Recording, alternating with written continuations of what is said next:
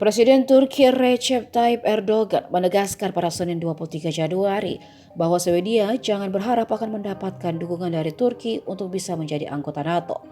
Perkataannya Erdogan itu muncul setelah terjadi demonstrasi di dekat kedutaan Turki di Stockholm pada Sabtu 22 Januari, yang salah satunya diwarnai dengan aksi pembakaran salinan Al-Quran.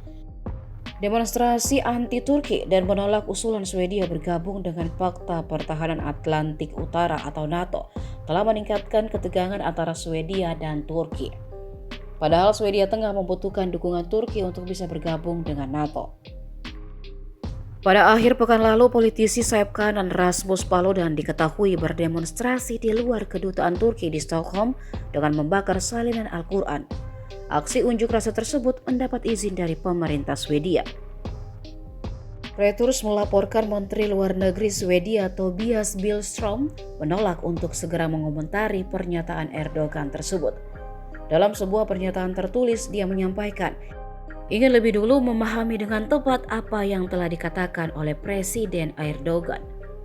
Swedia dan Finlandia telah mengajukan diri pada tahun lalu untuk bergabung dengan NATO setelah invasi Rusia ke Ukraina.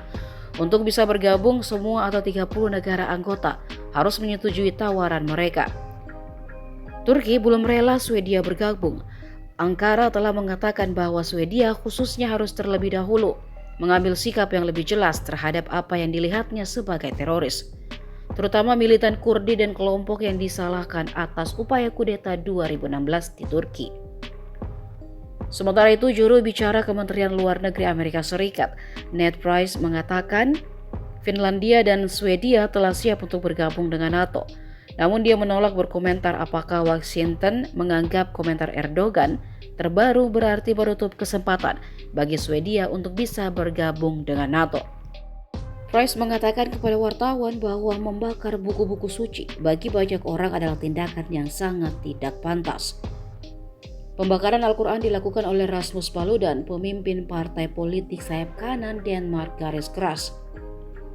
Paludan yang juga berkewarganegaraan Swedia pernah melakukan sejumlah demonstrasi di masa lalu, di mana dia membakar Al-Quran. Beberapa negara Arab termasuk Arab Saudi, Yordania, dan Kuwait mengecam acara tersebut. Turki telah memanggil duta besar Swedia dan membatalkan rencana kunjungan Menteri Pertahanan Swedia ke Ankara.